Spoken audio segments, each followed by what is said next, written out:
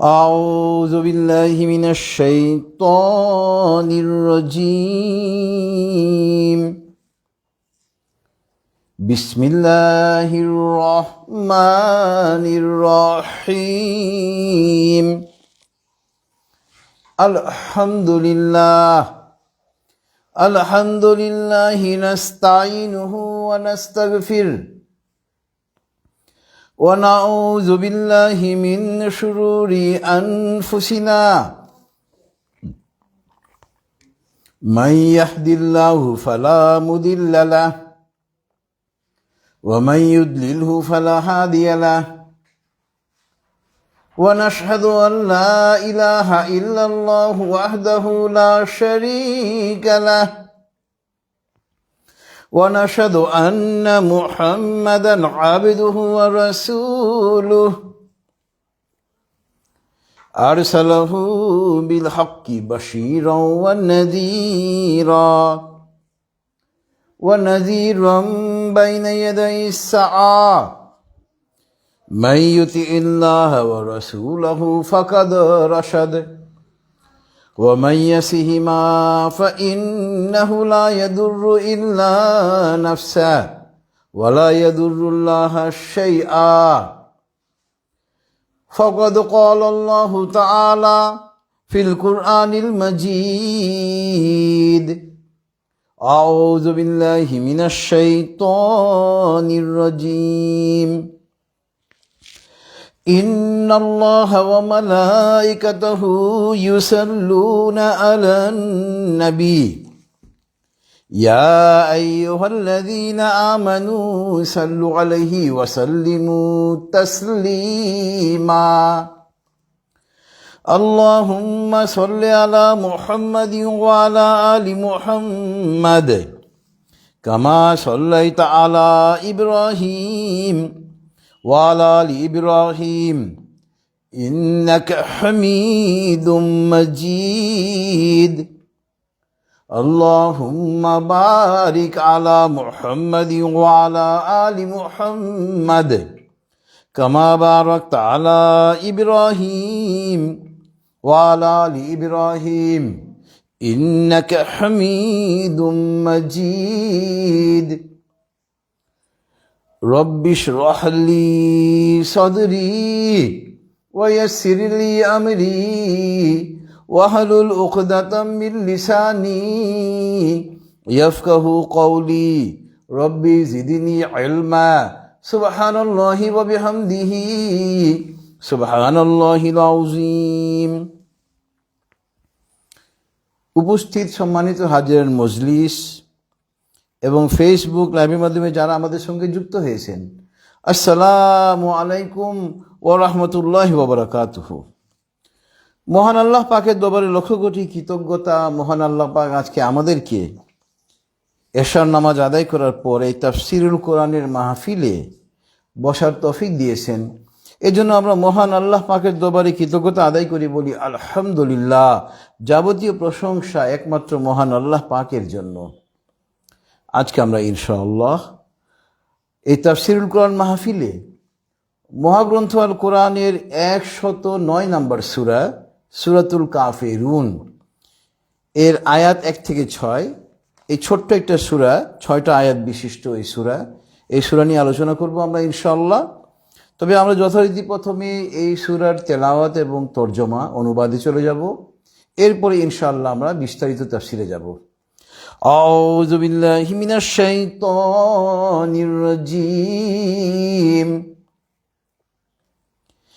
بسم الله الرحمن الرحيم. قل يا أيها الكافرون لا أعبد ما تعبدون ولا أنتم عابدون ما أعبد ولا أنا عابد ما عبدتم ولا أنتم عابدون ما أعبد لكم دينكم ولي دين সাদাকাল্লাহুল আলিয়ুল আযীম ওয়া সাদাকা রাসূলুহুন নাবিয়ুল কারীম ওয়া নাহনু আলা যালিকা মিনাশ শাহিদিন সুবহানাল্লাহি ওয়া বিহামদিহি সুবহানাল্লাহিল আযীম আল্লাহুম্মা সাল্লি আলা মুহাম্মাদিন আবদিকা ওয়া রাসূলিক। বিতাড়িত শয়তান থেকে মহান আল্লাহর কাছে আশ্রয় চাচ্ছি, পরম করুণাময় এবং অসীম দয়ালু আল্লাহর নামে শুরু করছি। কুল ইয়া আইয়ুহাল কাফিরুন, হে নবী আপনি অবিশ্বাসীদেরকে, কাফেরদেরকে বলুন, হে অবিশ্বাসীরা, হে কাফেররা, লা আবুদু মা তা'বুদুন, আমি তো তার ইবাদত করি না, তোমরা যার ইবাদত করো। ওয়ালা আনতুম আবিদুনা মা আ'বুদ, তোমরা তার ইবাদত করো না, আমি যাহার ইবাদত করি। ওয়ালা আনা আবিদুম মা আবাদতুম, আমি তার ইবাদতকারী নই, তোমরা যার ইবাদত করো। ওয়ালা আনতুম আবিদুনা মা আ'বুদ, তোমরা তার ইবাদতকারী নও, আমি যার ইবাদত করি। লাকুম দীনুকুম ওয়ালিয়া দীন, তোমাদের জন্য তোমার দিন, আমার জন্য আমার দিন। মহান আল্লাহ সত্য বলেছেন এবং তার প্রেরিত নবী ও রাসূল সাল্লাল্লাহু আলাইহি ওয়াসাল্লাম সত্য বলেছেন এবং আমরা সাক্ষীগণের অন্তর্ভুক্ত। মহাপবিত্র আল্লাহ, যাবতীয় প্রশংসা তার জন্য। মহাপবিত্র আল্লাহ, তিনি মহামহিমান্বিত। হে আল্লাহ, আপনি আপনার বান্দা এবং রাসূল হযরত মুহাম্মদ সাল্লাল্লাহু আলাইহি ওয়াসাল্লামের উপর রহমত বর্ষণ করুন। এটা ছিল মহাগ্রন্থ আল কোরআনের 109 নম্বর সূরা, সূরাতুল কাফিরুনের তেলাওয়াত এবং তরজমা। এই 6 আয়াত বিশিষ্ট ছোট্ট একটি সূরা আল্লাহ রাসূল সাল্লাল্লাহু আলাইহি ওয়াসাল্লামের মক্কা জীবনে নাজিল হয়, অবতীর্ণ হয়। আমরা জানি মক্কার কুরাইশরা, মক্কার অধিবাসীরা দীর্ঘদিন যাবৎ মূর্তি পূজায় তারা লিপ্ত ছিল। ঠিক সেই মুহূর্তে আল্লাহ পাক যখন আমাদের নবী সাল্লাল্লাহু আলাইহি ওয়াসাল্লামকে নবুয়ত দান করলেন, নবী বানালেন,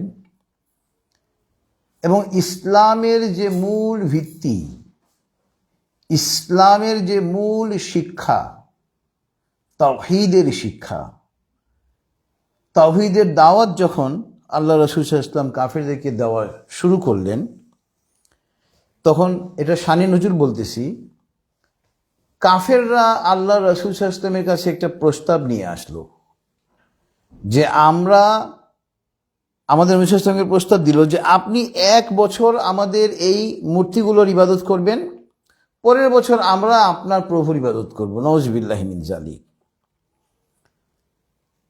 তাদের এই প্রস্তাবের প্রেক্ষিতে আল্লাহ পাক এই সূরাতুল কাফিরুন নাজিল করে বিশ্বের কাফেরদেরকে জানিয়ে দিলেন যে ইসলাম হলো তাওহীদের ধর্ম।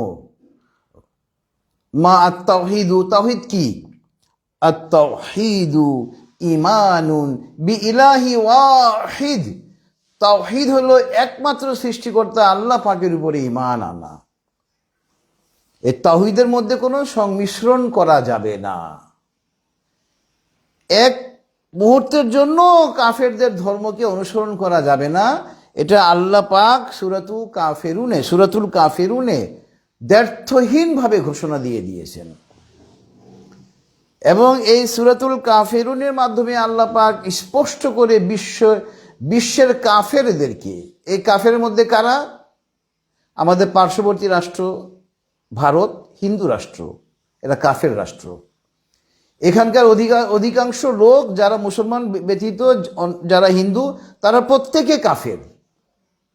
তেমনিভাবে খ্রিস্টানরা কাফের, ইহুদিরা কাফের, বুদ্ধিস্টরা কাফের, এখন নতুন একটা কাদিয়ানি ধর্ম বের হয়েছে, এরা কাফের। অর্থাৎ যারা তাওহীদ বাদ দিয়ে আল্লাহর সঙ্গে কাউকে শরীক করবে এবং আল্লাহর রসুলকে শেষ নবী মানবে না, তারাই কাফের। আপনি আল্লাহকে মানলেন কিন্তু আমাদের নবী সাল্লাল্লাহু আলাইহি ওয়াসাল্লামকে শেষ নবী মানলেন না, এই জন্য আপনি কাফের হয়ে গেলেন। যেমন কাদিয়ানিরা কিন্তু আল্লাহকে মানে, কিন্তু তারা আমাদের নবী সাল্লাল্লাহু আলাইহি ওয়াসাল্লামকে নবীও মানে, কিন্তু শেষ নবী মানে না, এই জন্য তারা কাফের। তা আপনার এই যদিও এই 6 আয়াত বিশিষ্ট এই সূরাতুল কাফিরুন আল্লাহ রাসূল সাল্লাল্লাহু আলাইহি ওয়াসাল্লামের মক্কা জীবনে মক্কার কাফেরদের প্রসঙ্গে নাজিল হয়েছিল, কিন্তু এই মহাগ্রন্থ আল কোরআন হলো একটা শাশ্বত গ্রন্থ। এটা হলো বুক অফ এটার্নিটি, এটা শাশ্বত গ্রন্থ। কিয়ামত পর্যন্ত এই মহাগ্রন্থ আল কোরআন আমাদের জন্য প্রযোজ্য। তো বর্তমানে এই সূরার যে ব্যাখ্যা, এটা হলো সারা পৃথিবীর কাফেরদের জন্য প্রযোজ্য। এই কাফেরদের মধ্যে হিন্দু, বৌদ্ধ, খ্রিস্টান, ইহুদি, কাদিয়ানি, অগ্নি উপাসক, যে ধর্মের থাকুক না কেন ইসলাম ছাড়া, প্রত্যেকের জন্য এই সূরাতুল কাফিরুন প্রযোজ্য। প্রত্যেককে আল্লাহ পাক কাফের বলে, অবিশ্বাসী বলে আখ্যায়িত করেছেন। তা আপনার ইসলামের মূল মন্ত্র হলো তাওহীদ। এই তাওহীদের শিক্ষা হলো ইসলামের মূল শিক্ষা, এবং এই তাওহীদের মধ্যে এতটুকু সংমিশ্রণ করা যাবে না। আল্লাহর আমাদের ইবাদত পাওয়ার যোগ্য একমাত্র আল্লাহ পাক। আমাদের ইবাদত হবে একমাত্র আল্লাহর জন্য, আর কারোর জন্য নয়। হিন্দুরা মূর্তি পূজা করে, তারা তাওহীদ থেকে বের হয়ে গিয়েছে, নাউজুবিল্লাহি মিন যালিক। তাদের নাকি 33 কোটি দেবতা, নাউজুবিল্লাহি মিন যালিক। দেবতার নাকি শেষ নেই তাদের। খ্রিস্টানরা ঈসা ইবনে মারিয়াম আলাইহিস সালামকে আল্লাহর খোদা দাবি করে একটা অংশ, নাউজুবিল্লাহি মিন যালিক। আর একটা অংশ বলে যে ঈসা ইবনে মারিয়াম নাকি আল্লাহর পুত্র, নাউজুবিল্লাহি মিন যালিক। তারা ইসলাম থেকে খারিজ হয়ে গিয়েছে। ইহুদিরা হযরত ওজাইর আলাইহিস সালামকে আল্লাহর পুত্র সাব্যস্ত করে, তারাও ইসলাম থেকে খারিজ হয়ে গিয়েছে, নাউজুবিল্লাহি মিন যালিক। এবং ইহুদি এবং খ্রিস্টানরা আল্লাহ পাকের আদেশ না মানার কারণেও তারা ইসলাম থেকে খারিজ হয়ে গিয়েছে। তারা আমাদের নবী সাল্লাল্লাহু আলাইহি ওয়াসাল্লামকে শেষ নবী মানতে তারা নারাজ। যদিও তারা আহলে কিতাব, তাদের উপরে কিতাব নাজিল হয়েছিল, তারা কিতাবধারী, কিন্তু তারা কাফের। কেননা তাদের কিতাব অবিকৃত নয়, এটা বিকৃত হয়ে গিয়েছে। তাদের কিতাবে তাওরাত এবং ইনজিলে, জাবুরে তারা ইচ্ছামতো সংযোজন, বিয়োজন, পরিবর্ধন সব কিছু করেছে। এবং একজন খ্রিস্টান যদি বলে যে আমি খ্রিস্টান, তাহলে সে যদি সত্যিকারে খ্রিস্টান হয়, তাকে ইসলাম ধর্মে দীক্ষিত হতে হবে। কারণ ঈসা ইবনে মারিয়াম আলাইহিস সালাম নিজেই বলে গেছেন যে আমার পরে এক নবী আসবে, তার নাম হবে আহমদ, তোমরা তার কথা মেনে নিও। তিনি হযরত মুহাম্মদ সাল্লাল্লাহু আলাইহি ওয়াসাল্লামের আবির্ভাবের মেসেজ দিয়ে গিয়েছেন তাদেরকে। কিন্তু হিংসা বিদ্বেষ বশত খ্রিস্টানরা ইসলাম ধর্মে দীক্ষিত হচ্ছে না, ইহুদিরাও হচ্ছে না। তারা কিন্তু সবই জানে যে ইসলাম সঠিক ধর্ম, কিন্তু হিংসা বিদ্বেষ বশত, অহংকার বশত তারা সঠিক পথে আসছে না। তা আমরা এই সূরাতুল কাফিরুনের সাথে প্রাসঙ্গিক অন্যান্য সূরার অন্যান্য আয়াতে চলে যাব, যা আজকে তাফসীরের সঙ্গে প্রাসঙ্গিক। প্রথম প্রাসঙ্গিক আয়াত হলো সূরাতুল বাকারার আয়াত নম্বর 256 অংশ, প্রথম অংশ, লা ইকরাহা ফিদ্দীন। এই ইসলাম ধর্মের মধ্যে কোনো জোর জবরদস্তি নেই। আপনি একজনকে গান পয়েন্টে বলবেন তুমি ইসলাম গ্রহণ করো, নাউজুবিল্লাহি মিন যালিক। ইসলাম এটাকে অ্যালাউ করে না।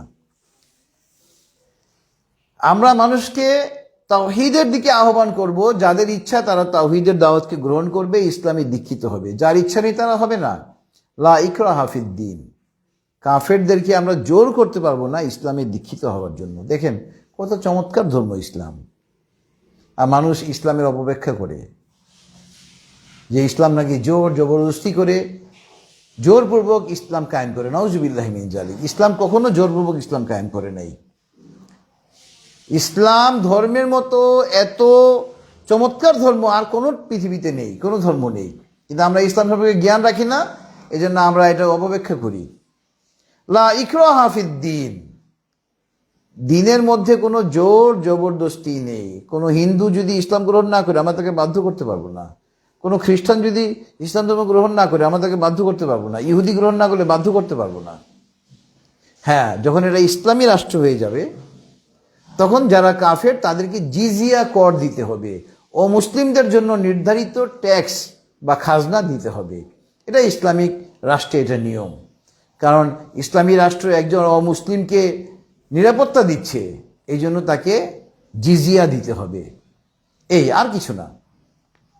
তো এখানে হলো লা ইকরাহা ফিদ্দিন, ইসলামে কোনো জোর জবরদস্তি নেই। আমরা কোনো কাফেরকে, কোনো অমুসলিমকে জোরপূর্বক ইসলামে দাখিল করতে পারি না। ইট ইজ প্রহিবিটেড ইন ইসলাম, ইসলামে এটা পুরোপুরি নিষিদ্ধ। আমরা তাওহীদের দাওয়াত দিব, তাদের সামনে তাওহীদ বিষয়টা ব্যাখ্যা করব, তারা কবুল করলে করবে, না করলে না, এটা তাদের নিজস্ব বিষয়। আমরা জাস্ট দাওয়াত দেওয়ার মালিক। এরপরে আপনার আজকে তাফসীরের সঙ্গে প্রাসঙ্গিক আয়াত হলো সূরাত ইউনূসের আয়াত নাম্বার 41। সূরাত ইউনূসের আয়াত নাম্বার 41-এ মহান আল্লাহ পাক বলতেছেন, ওয়া ইন কাযযাবুকা ফাকুল লি আমালি ওয়া লাকুম আমালুকুম আনতুম বারিউনা মিম্মা আমালু ওয়া আনা বারিউম মিম্মা তা'মালুন। দেখেন আল্লাহ পাক নবী সাল্লাল্লাহু আলাইহি ওয়াসাল্লামকে বলে দিচ্ছেন, হে হে আমার নবী, আপনি তো মানুষকে তাওহীদের দিকে দাওয়াত দিচ্ছেন, কিন্তু অনেকে তো কবুল করতেছে না, অনেকে তাওহীদের দাওয়াতকে গ্রহণ করতেছে না। এটা আপনার বিষয় না, আপনি দাওয়াত দিয়ে যান, তাদেরকে বলে দেন।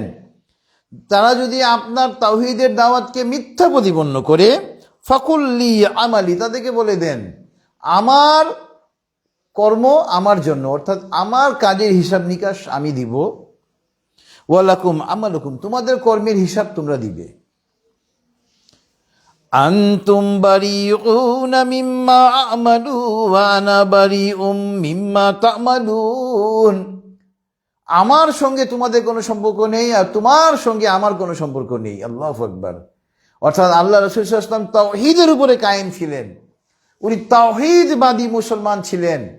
কাফেরদেরকে বলতেছে, তোমরা যেহেতু ইসলাম গ্রহণ করো নাই, আমার সঙ্গে তোমার কোনো সম্পর্ক নেই, আর তোমরা যে তাওহীদ বিরোধী কাজ করতেছো, আল্লাহর সঙ্গে শরীক স্থাপন করতেছো, মনে রেখো তোমাদের এই অংশীদারি কাজের সঙ্গে আমার কোনো সম্পর্ক নেই। আল্লাহু আকবার।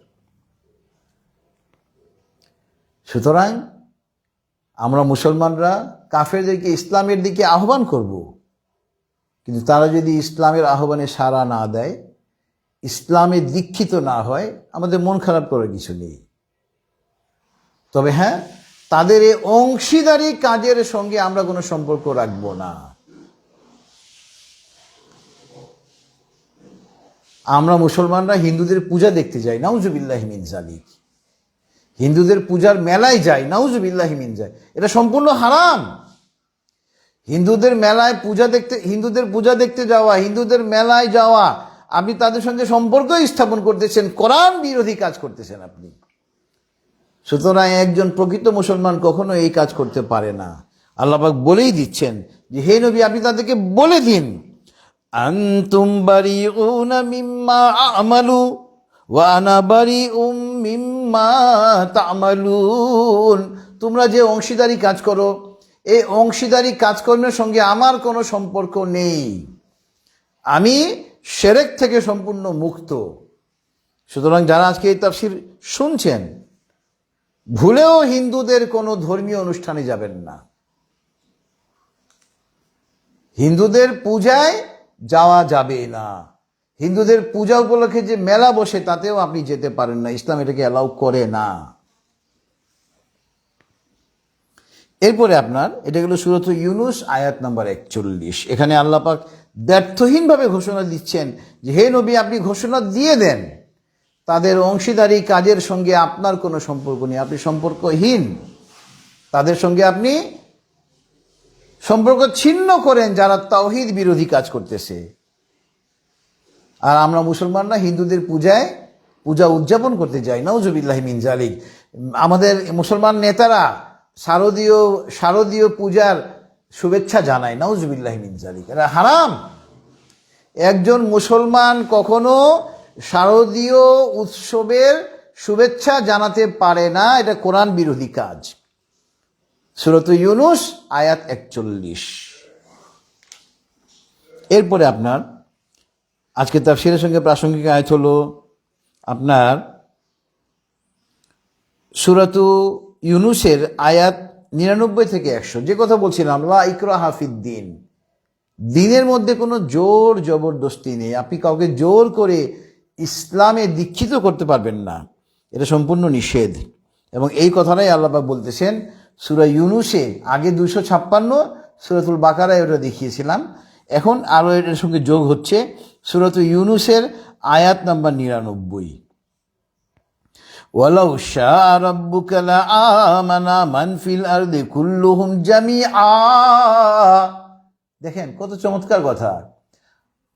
আল্লাহ রাসূল সাল্লাল্লাহু আলাইহি ওয়াসাল্লাম একটা দোয়া করতেন আল্লাহর কাছে, ইয়া মুকাল্লিবাল কুলুব সাব্বিত কলবি আলা দীনিকা। আল্লাহ রসুল দেখেন নিষ্পাপ, দোজাহানের বাদশাহ, অথচ দেখেন একটা বাংলায় কথা আছে, মনকে কখনো বন্দি করা যায় না। আপনি একটা লোককে জেলখানায় বন্দি করে দেন, কিন্তু তার দেহ বন্দি থাকবে, তার মন কিন্তু জেলখানার বাইরে বিচরণ করে। মনের উপরে কারো কোনো ক্ষমতা নেই। তো আপনার আমার মন, ইবলিস শয়তান সব সময় তাওহীদ বিরোধী কাজের দিকে আমাদেরকে উৎসাহিত করে, নাউজুবিল্লাহি মিন জালিক। এই জন্য আল্লাহ রাসূল সাল্লাল্লাহু আলাইহি ওয়াসাল্লাম আল্লাহর কাছে প্রার্থনা করতেন, ইয়া মুকাল্লিবাল কুলুব সাব্বিত কলবি আলা দীনিকা। হে অন্তরসমূহের পরিবর্তনকারী, মানে আল্লাহকে বলতেছেন, তুমি আমার অন্তরকে তোমার দ্বীনের দিকে অটল রাখো। আল্লাহু আকবার। তো দেখেন, ওয়ালাউ শাআ রাব্বুকা লাআমানা মান ফিল আরদি কুল্লুহুম জামিআ।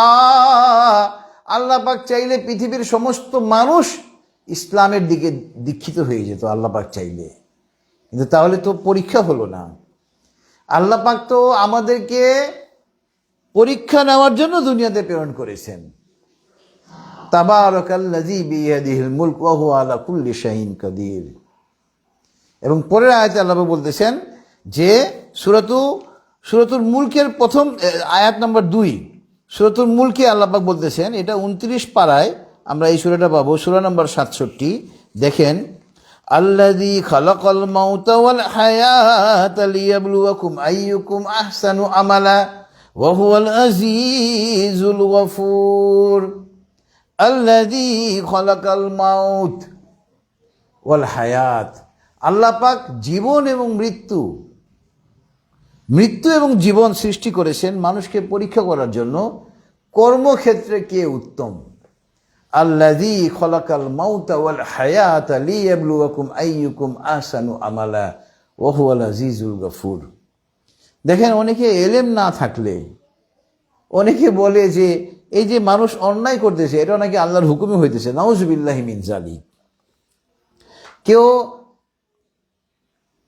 বিধর্মী, ইসলামে দীক্ষিত হয় না, এটাও নাকি আল্লাহর নির্দেশে হচ্ছে, নাউজুবিল্লাহি মিন জালিক। তারা এই কথা বলে, দেখেন এলেম না থাকার কারণে।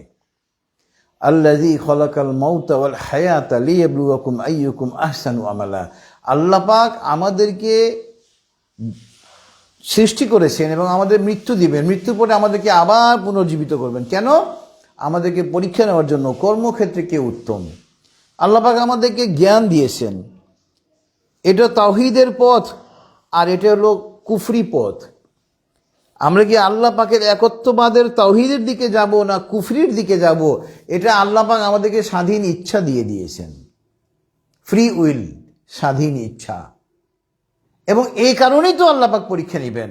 এবং সূরাতু ইউনুসে আয়াত নাম্বার 99 আল্লাহ পাক বলতেছেন, ওয়ালাউ শাআ রাব্বুকা, যদি আপনার প্রভু চাইতেন, লা আমানা মান ফিল আরদি কুল্লুহুম জামিআ, সারা পৃথিবীর সমস্ত লোক ঈমান আনতো, আল্লাহ পাক চাইলেই। আফা আনতা তুকরিহুন নাস হাত্তা ইয়াকুনু মুমিনিন। হে নবী, আপনি কি মানুষকে জোর করে ইসলামের দিকে দীক্ষিত করবেন? আল্লাহ রাসূল সাল্লাল্লাহু আলাইহি ওয়াসাল্লাম দাওয়াত দিতেন বারবার মানুষকে ইসলামের দিকে। আল্লাহ রাসূল চাইতেন কেউ যেন জাহান্নামে মৃত্যু করে না যায়, কারণ ইসলামে শিক্ষা অনুযায়ী, আল্লাহ পাকের মেসেজ অনুযায়ী, মহাগ্রন্থ আল কোরআন অনুযায়ী জান্নাতে যেতে হলে ইসলামে দীক্ষিত হতে হবে। কেউ ইসলামে যদি দীক্ষিত না হয়, কালিমা তাইয়্যিবা না পড়ে, তাওহীদবাদী মুসলমান যদি হতে না পারে, সে জান্নাতে যেতেই পারবে না। তো আল্লাহ রাসূল সাল্লাল্লাহু আলাইহি ওয়াসাল্লাম চাইতেন কাফেররা যেন ইসলাম গ্রহণ করে পরকালের আযাব থেকে যেন তারা বাঁচে। কিন্তু আল্লাহ পাক বলতেছেন যে হে নবী, আপনি কি তাদেরকে জোর করে ইসলামে দীক্ষিত করবেন? আমি তো চাইলে সারা পৃথিবীর লোক ঈমান এনে ফেলতো। আল্লাহু আকবার। সুতরাং একটা কথা মনে রাখতে হবে, আমরা যারা ঈমান আনতে পেরেছি, আমরা ঈমানের মতো সবচাইতে সব থেকে দামি যে সম্পদ আমরা অর্জন করেছি, ঈমান তাওহীদের যে দাওয়াত আমরা কবুল করেছি, এটা আল্লাহ পাকের অশেষ অনুগ্রহ আমাদের উপরে। এবং আয়াত নম্বর 100-তে আল্লাহ পাক বলতেছেন, ওয়ামা কানা লিনাফসিন আন তুমিনা ইল্লা বিইযনিল্লাহ।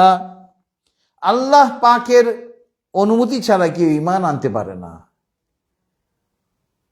এই জন্য ভাই আমরা অত্যন্ত গর্বিত এবং আমরা অত্যন্ত ধন্য যে আল্লাহ পাক আমাদেরকে ইসলাম ধর্মে দীক্ষিত হওয়ার তৌফিক দিয়েছেন। হ্যাঁ, এটাকে ধরে রাখার চেষ্টা করতে হবে। স্বাধীনতা অর্জনের চেয়ে স্বাধীনতা রক্ষা করা কঠিন। এটা কিন্তু কোরআনের কথা, কোনো মনীষীর কথা নয়। আপনি ইসলাম গ্রহণ করলেন, কিন্তু ইসলামে অটল থাকতে হবে, অবিচল থাকতে হবে। এই অবিচল থাকা অত্যন্ত একটা কঠিন বিষয় এবং এই জন্য সবসময় দরকার হলো কোরআন এবং হাদিসের সঠিক জ্ঞান। আপনার আমার যদি কোরআন এবং হাদিসের সঠিক জ্ঞান থাকে, তাহলে কেউ আমাদেরকে ইসলাম থেকে বিচ্যুত করতে পারবে না, ইসলাম থেকে, ইসলামের সঠিক পথ থেকে পথভ্রষ্ট করতে পারবে না। এবং এরপরে আপনার আজকে তাফসীরের সঙ্গে প্রাসঙ্গিক আয়াত হলো সূরাতুল হজ। সূরাতুল হজের আয়াত নাম্বার 73।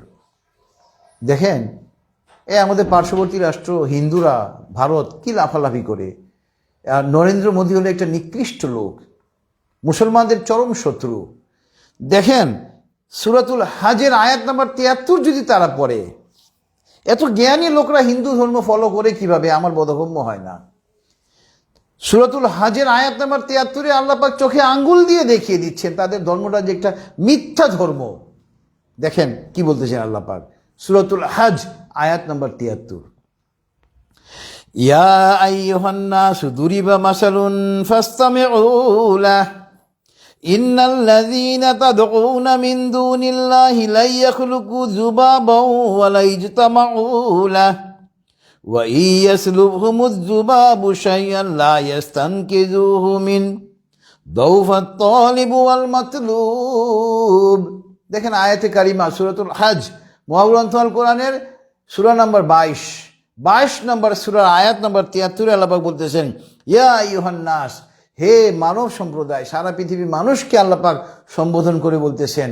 মুসলিম তো বটেই, হিন্দু, বৌদ্ধ, খ্রিস্টান, কাদিয়ানি সমস্ত ধর্মের লোককে আল্লাহ পাক বলতেছেন, ইয়া আইয়ুহান নাস, হে মানব সম্প্রদায়। দুরিবা মাসালুন, একটা উদাহরণ পেশ করা হচ্ছে, একটা উদাহরণ উপস্থাপন করা হচ্ছে। ফাসতামিউ লাহ, খুব মনোযোগ সহকারে, কান দিয়ে শোনো, মনোযোগ সহকারে শ্রবণ করো। আল্লাহু আকবার। ফাসতামিউ লাহ ইন্নাল্লাযীনা তাদউনা মিন দুনিল্লাহি আইয়াখলুকু যুবাবান ওয়া লা ইজতামাউ লাহ। এই যে তোমরা হিন্দুরা মূর্তি পূজা করো, খ্রিস্টানরা ঈসা আলাইহিস সালামের মূর্তি বানিয়ে পূজা করে, বুদ্ধিস্টরা বৌদ্ধ ধর্মের গৌতম বুদ্ধের মূর্তি বানিয়ে পূজা করে, সমস্ত মূর্তিগুলোকে তোমরা একত্রিত করে দাও। একত্রিত করার পরে তারা কি একটা মাছি সৃষ্টি করতে পারবে? উত্তর হলো না। এবার আল্লাহ বলতেছেন, ওয়া ইয়াসলুবহুমুয যুবাবু শাইআন লা ইস্তানকিযুহু মিন। সমস্ত মূর্তিগুলোকে একত্রিত করার পরে তারা তো একটা মাছি সৃষ্টি করতে পারবেই না। মাছি সৃষ্টি করা বাদ দিলাম, এই মূর্তিগুলোর সামনে থেকে মাছি যখন কোনো কিছু নিয়ে যায়, তাদের কি এই ক্ষমতা আছে ওই মাছির কাছ থেকে ওটা ফেরত আনা? তাও তো তারা পারে না। দাউফাত তালিব ওয়াল মাতলুব। আল্লাহ পাক বলতেছেন, যারা এই মূর্তিগুলোর কাছে প্রার্থনা করে তারা কত দুর্বল, মূর্তিগুলো কত দুর্বল। নাউজুবিল্লাহি মিন যালিক। এরপরেও কাফেররা ঈমান আনে না, ইসলাম ধর্মে দীক্ষিত হয় না। হিন্দুরা, খ্রিস্টানরা, ইহুদিরা, বুদ্ধিস্টরা, নাউজুবিল্লাহি মিন যালিক। সূরাতুল হজের আয়াত নাম্বার 73 আপনারা গবেষণা করে দেখেন। এত চমৎকার একটা উদাহরণ আল্লাহ পাক দিয়েছেন যে তোমরা যে মূর্তি পূজা করো, পৃথিবীর সমস্ত মূর্তিগুলো একত্রিত হয়ে গেলে তারা কি একটা মাসি সৃষ্টি করতে পারবে? তা তো পারবেই না। মাসি সৃষ্টি করার কথা বাদই দিলাম, এই মাসি যদি তাদের সামনে থেকে কোনো কিছু নিয়ে যায়, তারা কি ওটা ফেরত আনার ক্ষমতা রাখে? উত্তর হলো না। এরপরও তোমরা কেন এই মূর্তি পূজা করো? নাউজুবিল্লাহি মিন যালিক। সূরাতুল হজ আয়াত নম্বর ৭৩। এরপরে আজকে তাফসীরের সঙ্গে প্রাসঙ্গিক এই যে এরপর দেখেন সূরাতুল আনকাবুত। সূরাতুল আনকাবুতে আয়াত নাম্বার ৪১-এ মহান আল্লাহ পাক আরও চমৎকার একটা উদাহরণ দিয়েছেন এই মূর্তিদের ব্যাপারে। এখানে আল্লাহ পাক বলতেছেন, মাসালুল্লাযীনা ইত্তাখাযু মিন দুনিল্লাহি আউলিয়া কামাসালিল আনকাবুত ইত্তাখাযাত বাইতা ওয়া ইন্না আওহানাল বুয়ুতি লাবাইতুল আনকাবুত লাউ কানু ইয়ালামুন। দেখেন, আনকাবুত মানে মাকড়সা। সূরাতুল আনকাবুতের আয়াত নাম্বার ৪১-এ আল্লাহ পাক দ্ব্যর্থহীনভাবে ঘোষণা দিচ্ছেন, যারা তোমরা আমাকে বাদ দিয়ে, আল্লাহকে বাদ দিয়ে অন্যকে উপাস্য হিসেবে গ্রহণ করেছো, তারা শুনে রাখো, তাদের হলো উদাহরণ মাকড়সার ঘরের মতো। মাকড়সার ঘর হলো পৃথিবীর দুর্বলতম ঘর। মাকড়সার ঘর একটু বাতাস হলেই ভেঙে যায়। তো সুতরাং যারা ইসলাম বাদ দিয়ে অন্য ধর্মকে অনুসরণ করতেছেন, আপনারা জেনে রাখেন, মাকড়সার ঘর যেমন কারো কোনো উপকার করতে পারে না, তেমনিভাবে আপনাদের এই ধর্ম, এই হিন্দু, বৌদ্ধ, খ্রিস্টান, ইহুদি, কাদিয়ানি, অগ্নি উপাসক, যে ধর্মের হন না কেন, এই পরকালে আপনারা এমনভাবে আল্লাহ কর্তৃক ধৃত হবেন যে কোনো সাহায্যকারী পাবেন না। এবং এরপরে দেখেন, যারা কাফের, ওরা দেখবেন খালি তর্ক করে। এবং এই প্রসঙ্গে মহান আল্লাহ পাক সূরাতুল ফুরকানের আয়াত নম্বর ৬৩-তে বলতেছেন, ওয়া ইবাদুর রহমানিল্লাযীনা ইয়ামশুনা আলাল আরদি হাওনা হাওনা ওয়া ইযা খাতাবাহুমুল জাহিলুনা ক্বালু সালামা। দেখেন, আল্লাহ পাকের যারা নেক বান্দা, যারা তাওহীদবাদী মুসলমান, আল্লাহ পাক তাদের এখানে একটা বৈশিষ্ট্য বর্ণনা করতেছেন যে তারা দুনিয়াতে যখন চলাচল করবে, একেবারে দাম্ভিকতা তাদের মধ্যে থাকবে না, কোনো গর্ব থাকবে না, অহংকার থাকবে না, নিরহংকারী হয়ে, বিনয়ী হয়ে তারা চলাচল করবে দুনিয়ার বুকে। এবং যখন ওই কাফেরদেরকে আল্লাহ পাক এখানে জাহেলুন, মূর্খ বলে আখ্যায়িত করেছেন। মূর্খরা দেখবেন খালি তর্ক করে। আল্লাহ পাক বলতেছেন, হে আমার বান্দারা, তোমরা এই মূর্খদেরকে এড়িয়ে চলো, এদের কাছ থেকে তোমরা তর্কে জড়াবে না এদের সঙ্গে। মূর্খ লোকের কথায় কান দিতে নাই। এবং আজকে কয়েকদিন আগে আমি এক জায়গায় পড়েছিলাম, হযরত আলী রাদিয়াল্লাহু আনহু বলেছেন, সমস্ত কিছুর জাকাত আছে, আর জ্ঞানের জাকাত হলো মূর্খ লোকের কথা সহ্য করা। দেখবেন অল্প বিদ্যা ভয়ঙ্করী। আমাদের মুসলমানদের মধ্যে অনেকে আলেম না, কিন্তু শুধু তর্ক করে। আমিন জোরে বলবো না, আসতে পারবো, এটা নিয়ে তর্ক। নাউজুবিল্লাহি মিন যালিক। আমিন জোরে বলাও জায়েজ, আর যারা আসতে বলে তারাও জায়েজ। উভয়ের পক্ষে সনদ আছে, দলিল আছে। আমরা হানাফি মাযহাবের মুসলমানরা আমরা রফা ইয়াদাইন, দুই হাত বারবার উঠাই না। কিন্তু অনেকে আছে যারা মালিকি শাফেঈ, তারা দুই হাত বারবার উঠায়।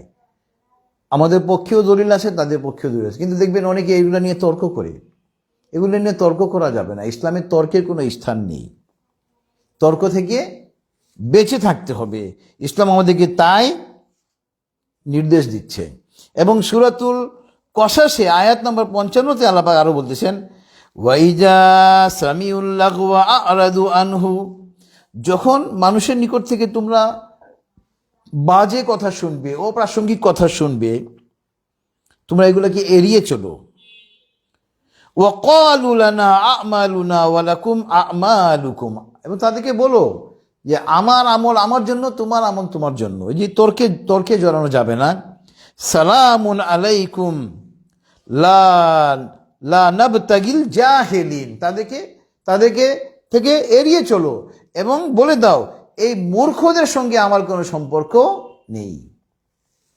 ইসলাম দেখবেন আমাদের সমাজে অনেক, ইসলামের মধ্যে অনেক বিভেদ বিচ্ছেদ, অনেক মানে দলাদলি, দল উপদল, নাউজুবিল্লাহি মিন যালিক, এগুলো অ্যাভয়েড করতে হবে। মহাগ্রন্থ আল কোরআন আমাদেরকে নির্দেশ দিচ্ছেন এগুলো থেকে বেঁচে থাকতে হবে, দলাদলিতে যাওয়া যাবে না। এরপরে আপনার আজকে তাফসীরের সঙ্গে প্রাসঙ্গিক আয়াত হলো সূরাতুশ শূরার আয়াত নাম্বার 15। সূরাতুশ শূরার আয়াত নাম্বার 15তে আল্লাহ পাক বলতেছেন,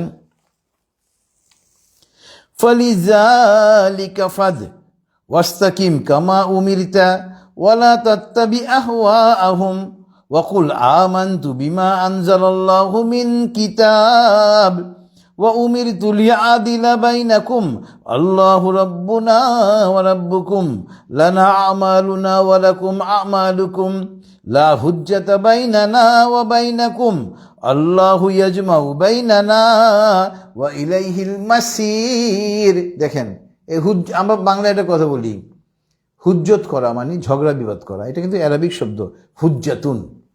এই আয়াতে এই শব্দটা আল্লাহ পাক ব্যবহার করেছেন। আয়াত নম্বর 15 সূরাতুশ শূরা।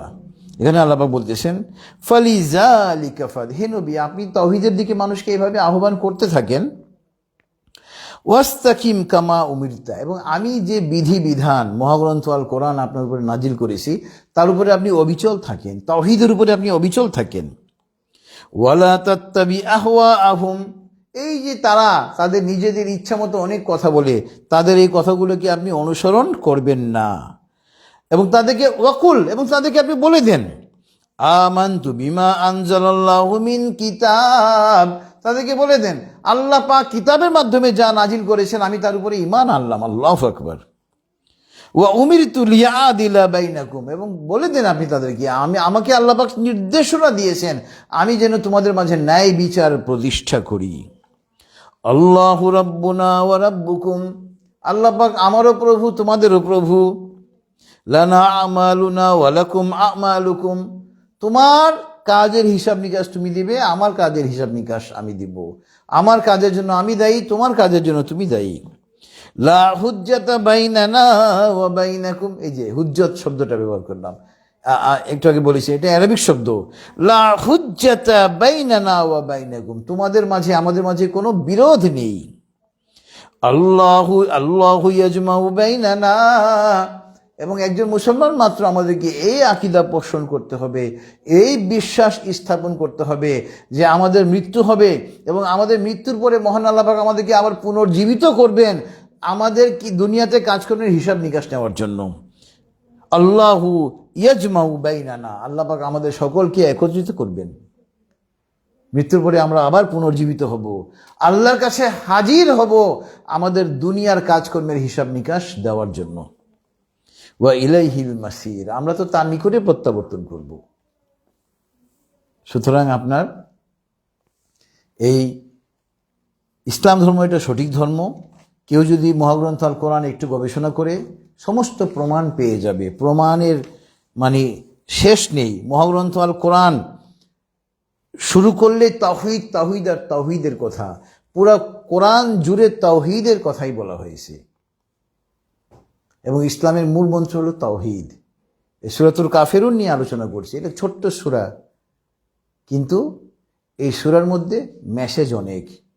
এবং এই জন্য তাফসিরে এসেছে আপনার এই আল্লাহ রাসূল সাল্লাল্লাহু আলাইহি ওয়াসাল্লাম ফজরের নামাজের আগে যে 2 রাকাত সুন্নত নামাজ আমরা পড়ি, এই 2 রাকাত সুন্নত নামাজে প্রথম রাকাতে সূরাতুল কাফিরুন তেলাওয়াত করতেন আর দ্বিতীয় রাকাতে সূরাতুল ইখলাস।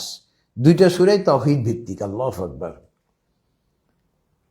এবং আপনার এই মাগরিবের নামাজের পরে আমরা যে 2 রাকাত সুন্নত পড়ি, সুন্নতে মুআক্কাদা, এই 2 রাকাত সুন্নত নামাজেও আল্লাহ রাসূল সাল্লাল্লাহু আলাইহি ওয়াসাল্লাম প্রায়ই প্রথম রাকাতে সূরাতুল কাফিরুন এবং দ্বিতীয় রাকাতে সূরাতুল ইখলাস তেলাওয়াত করতেন। আল্লাহু আকবার। এরপরে আপনার আজকে তাফসীরের সঙ্গে সর্বশেষ প্রাসঙ্গিক আয়াত হলো, প্রাসঙ্গিক আয়াত তো অনেক, আরও অনেক, সময়ের সংকীর্ণতার জন্য সবগুলো রেফার করা যায় না, বিশেষ কিছু আমি রেফার করি। আপনারা যদি মহাগ্রন্থ আল কোরআন গবেষণা করেন আরও অনেক কিছু পাবেন। এখানে সূরাতুন নাজমের আয়াত 23 থেকে 25, 23, 24 এবং 25, এখানে আল্লাহ পাক বলতেছেন, ইন হিয়া ইল্লা আসমাউন সাম্মাইতুমুহা আনতুম ওয়া আবাউকুম মা আনজালাল্লাহু বিহা মিন সুলতান। এই যে কাফেররা মূর্তি পূজা করতো, তাদের মূর্তিগুলোর মধ্যে কয়েকটা মূর্তি ছিল, এর নাম ছিল লাত, উজ্জা এবং মানাত। এই যে মূর্তিগুলোর নাম ছিল, আল্লাহ পাক বলতেছেন, এই যে তোমরা যে মূর্তিগুলোকে নামকরণ করেছো, তোমরা নিজেরা বা তোমাদের পিতামহ, দাদারা, বাবারা, তোমরা এটা করেছো, এটা তো তোমরা নামকরণ করেছো, আল্লাহ পাক এরকম কোনো নামকরণ করেননি। অর্থাৎ বিভিন্ন মূর্তির তারা নাম দিয়েছিল এবং অনেকে দাবি করতো এই মূর্তিগুলো নাকি আল্লাহ পাকের কন্যা সন্তান, নাউজুবিল্লাহি মিন জালিক। তো আল্লাহ পাক এখানে বলতেছেন যে এই নামকরণগুলো তোমরা নিজেরাই করেছো, এবং আয়াতে এসেছে লাত, উজ্জা এবং মানাত, তিনটা মূর্তির নামের কথা। এটা তোমাদের নিজেদের দেওয়া নাম, তোমাদের পিতামহ, তোমাদের পিতা এগুলো নাম দিয়েছেন, এটা আল্লাহ পাক এগুলো নাম দেননি। এবং আল্লাহ পাক এখানে বলতেছেন, ইয়াত্তাবিউনা ইল্লা যন্না ওয়া মা তাহওয়াল আনফুস, এবং তোমরা নিজেদের খেয়াল খুশি, ইচ্ছার অনুসরণ করো না। ওয়ালাকাদ জাআহুম মির রাব্বিহিমুল হুদা, আল্লাহ পাক তো তোমাদের জন্য একটা হেদায়েত দিয়ে দিয়েছেন, এটা তো আমাদের জন্য হেদায়েত, আমরা এটাকে ফলো করব। নিজের একটা কথা মনে রাখতে হবে, আমরা যারা ইসলামে দাখিল হয়েছি, আমাদের দায়িত্ব হলো মহাগ্রন্থ আল কোরআন এবং হাদিসের আলোকে ইসলাম যেভাবে পথ দেখিয়েছে ওইভাবে আমরা আমাদের ব্যক্তি জীবন, পারিবারিক জীবন, সামাজিক জীবন তথা রাষ্ট্রীয় জীবন, এমনকি আন্তর্জাতিক জীবন আমরা ওইভাবেই পরিচালিত করব। নিজেদের খেয়াল খুশির অনুসরণ করার কোনো সুযোগ ইসলামে নেই। আমলিল ইনসানা মা তামান্না, মানুষ যা আশা করে তা কি পায়?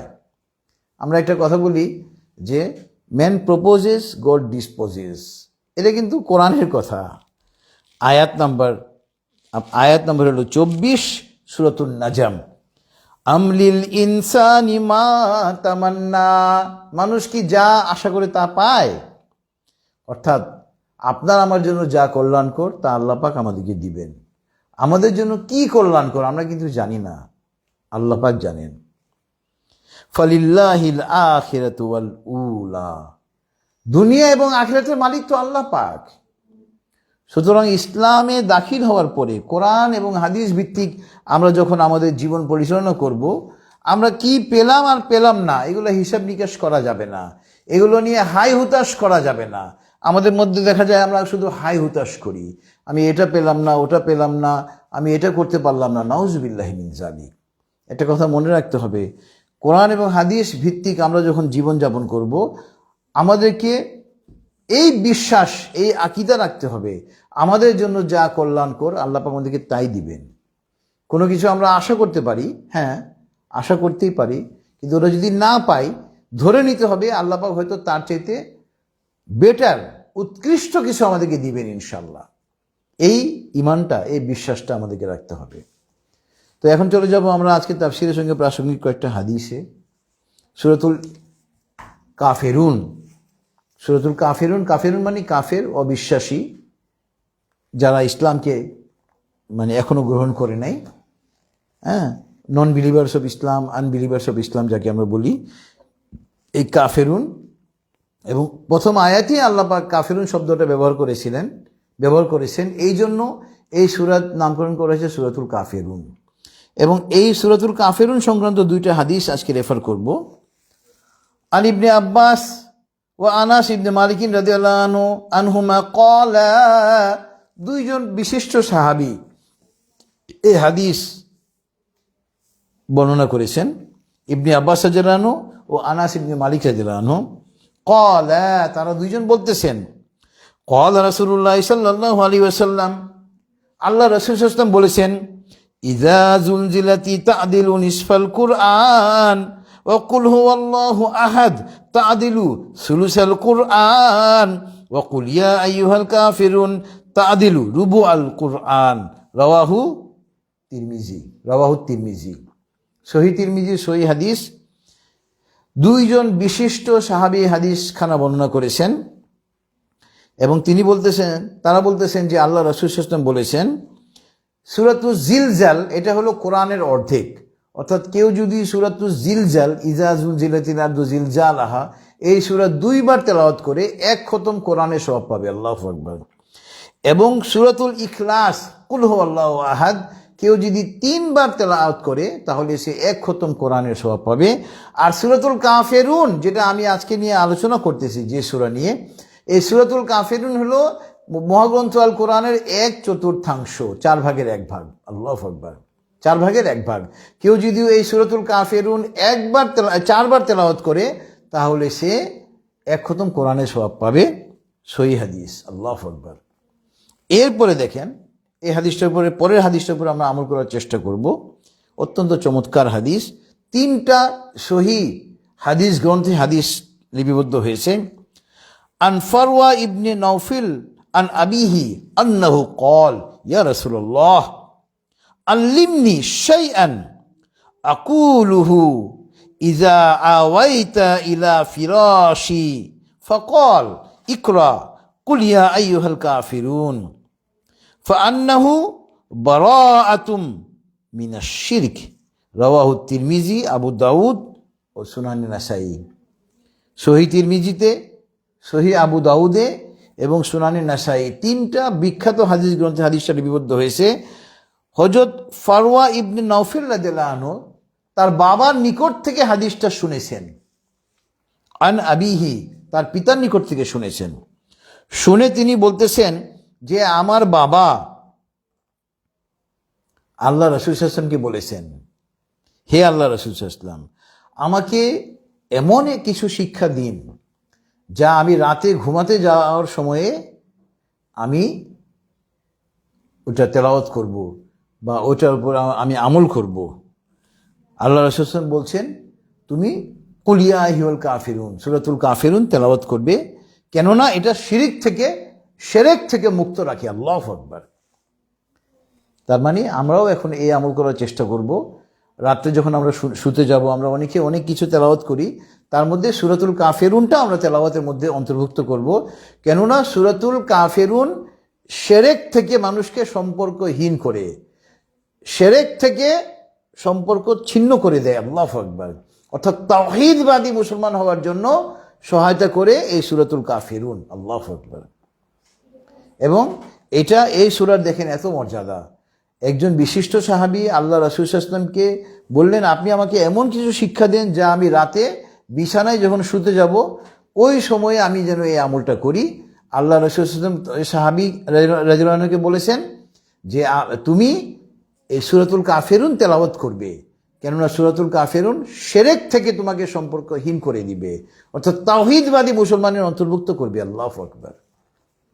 তো আলহামদুলিল্লাহ সূরাতুল কাফিরুন এটা অত্যন্ত ছোট্ট একটা সূরা, 6 আয়াত বিশিষ্ট, কিন্তু তার তাৎপর্য অনেক, শিক্ষা অনেক। ইসলামের মূল ভিত্তি এই সূরাতুল কাফিরুনের উপরে নির্ভর করে। তাওহীদবাদী মুসলমান হওয়ার জন্য এই সূরাতুল কাফিরুন বুঝতে হবে, শিখতে হবে, পড়তে হবে। আমরা তো এটা তো শেষের 10টা সূরার মধ্যে একটা, এটা আমরা প্রায় প্রত্যেকেই প্রতিদিন 1 বার বা 2 বার বা বহুবার তেলাওয়াত করি, কুল ইয়া আইয়ুহাল কাফিরুন। কিন্তু এটা দেখেন এই সূরার তাৎপর্য অনেক, এবং এটা একজন তাওহীদবাদী মুসলমান হওয়ার জন্য, তাওহীদের উপরে কায়েম থাকার জন্য এই সূরার অর্থ আর ব্যাখ্যা জানা আমাদের খুবই জরুরি। এবং এই জন্য দেখেন আল্লাহ রাসূল সাল্লাল্লাহু আলাইহি ওয়াসাল্লাম ফজরের নামাজের আগে 2 রাকাত যে সুন্নত নামাজ, সুন্নতুল মুআক্কাদা, ওই 2টা নামাজে প্রথম রাকাতে তিনি এই সূরাতুল কাফিরুন তেলাওয়াত করতেন সূরা ফাতিহার পরে, আর দ্বিতীয় রাকাতে সূরাতুল ইখলাস তেলাওয়াত করতেন। এবং তেমনিভাবে মাগরিবের নামাজের পরে, ফরজ নামাজের পরে যে 2 রাকাত সুন্নতে মুআক্কাদা, এই 2 রাকাতের প্রথম রাকাতে তিনি সূরাতুল কাফিরুন তেলাওয়াত করতেন। আল্লাহু আকবার।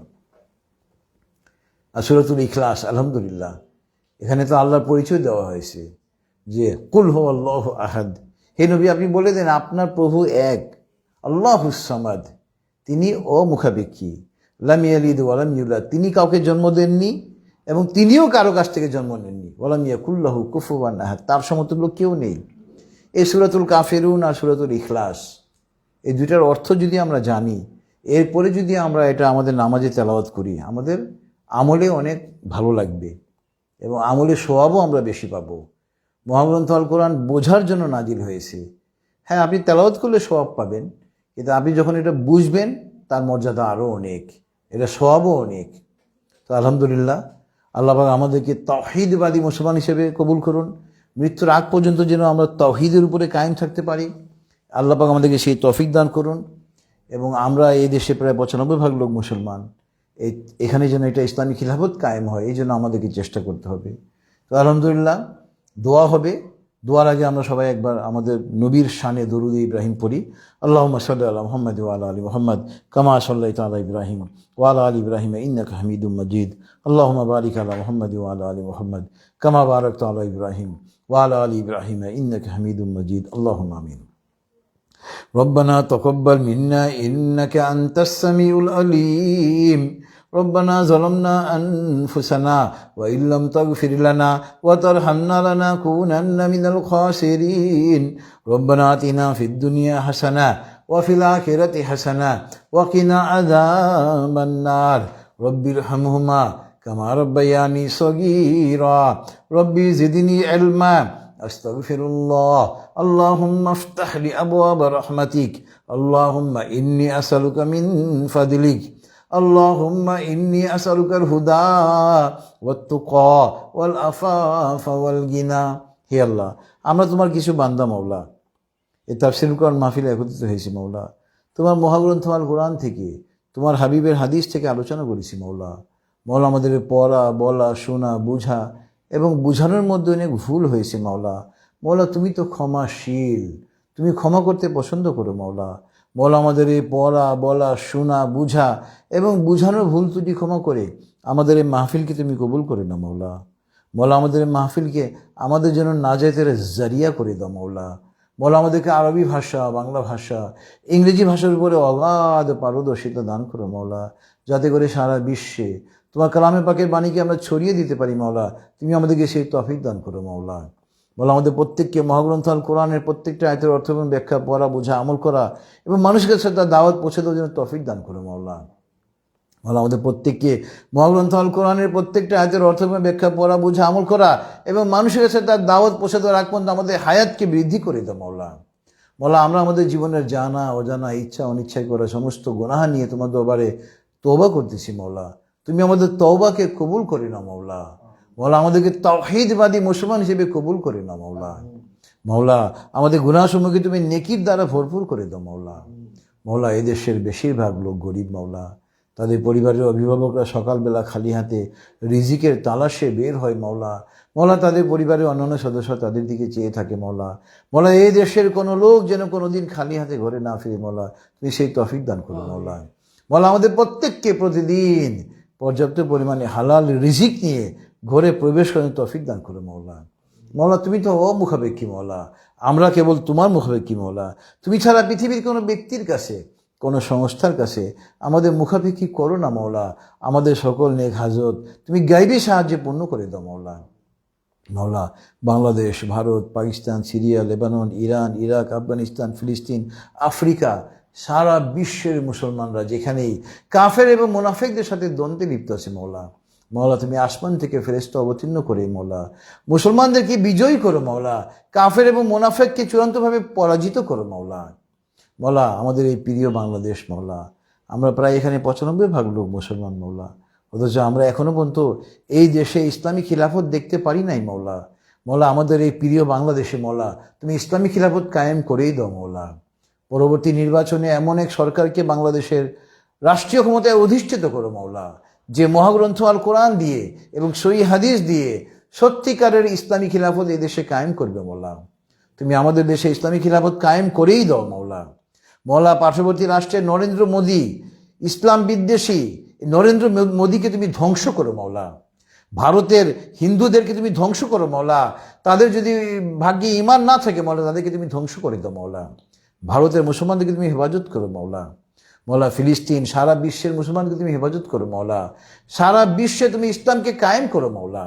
আমাদের এই বাংলাদেশে ইসলামী খিলাফত কায়েম করে বাংলাদেশ থেকে যেন ইসলামী খিলাফতের বীজ বপন হয় মাওলা, তুমি সেই তৌফিক দান করো মাওলা। আমাদের এই প্রিয় বাংলাদেশকে তুমি কাফের এবং মুনাফিকদের ষড়যন্ত্র থেকে রক্ষা করো মাওলা। মওলা আমাদের মুসলমানদেরকে, এই দেশের মুসলমানকে তুমি রক্ষা করো মওলা। মওলা কওমি মাদ্রাসাকে রক্ষা করো মওলা, ইসলামী শিক্ষা প্রতিষ্ঠানকে তুমি রক্ষা করো মওলা, আলেম ওলামাদেরকে তুমি রক্ষা করো মওলা। মওলা আমরা যারা হাত ধরেছি মওলা, তুমি তো আমাদের প্রত্যেকের মনের খবর জানো মওলা, আমাদের প্রত্যেকের মনের নেক উদ্দেশ্যকে তুমি পূর্ণ করে দাও মওলা। মওলা আমাদের মধ্যে যাদের মাতা পিতা, নানা নানি, দাদা দাদি, আত্মীয় স্বজন, শ্বশুর শাশুড়ি, মা বাবা, ভাই বোন মৃত্যুবরণ করেছেন মওলা, তাদের সকলকে তুমি ক্ষমা করে দাও মওলা। তাদের সকলের কবরের আযাব তুমি কিয়ামত পর্যন্ত মাফ করে দাও মওলা। তাদের জন্য তুমি বিনা হিসেবে জান্নাতুল ফেরদৌসের ফয়সালা করে দাও মওলা। মওলা আমরা যারা হাত তুলেছি মওলা, আমরা হিসাব দিতে পারবো না মওলা, আমাদের ব্যাপারে বিনা হিসেবে জান্নাতের ফয়সালা না হওয়া পর্যন্ত মওলা দুনিয়া থেকে নিও না মওলা। মওলা আমাদেরকে বিনা হিসেবে জান্নাত দিও মওলা। ওসমান হাদি মওলা আমাদের দেশের সন্তান মওলা, কাফেররা তাকে হত্যা করেছে মওলা, মুনাফিকরা হত্যা করেছে মওলা, তুমি ওসমান হাদিকে ক্ষমা করে দাও মওলা, তাকে তুমি বিনা হিসেবে জান্নাতুল ফেরদাউসের ফয়সালা করে দাও তার জন্য মওলা। মওলা তুমি আমাদের দেশে ইসলাম কায়েম করেই দাও মওলা। মহাগ্রন্থ আল কোরআনের উসিলায় মওলা আমাদের দোয়াকে কবুল করে নাও মওলা। আল্লাহুম্মা বারিক লানা ফি রাজাব ওয়া শাবান ওয়া বাল্লিগনা রমাদান ওয়া সাল্লাল্লাহু তাআলা আলা খাইরি খালকিহি মুহাম্মাদি ওয়া আলা আলিহি ওয়া আসহাবিহি আজমাইন। সুবহানা রাব্বিকা রাব্বিল ইজ্জাতি আম্মা ইয়াসিফুন ওয়া সালামুন আলাল মুরসালিন ওয়াল হামদুলিল্লাহি রাব্বিল আলামিন। আসসালামু আলাইকুম ওয়া রাহমাতুল্লাহ।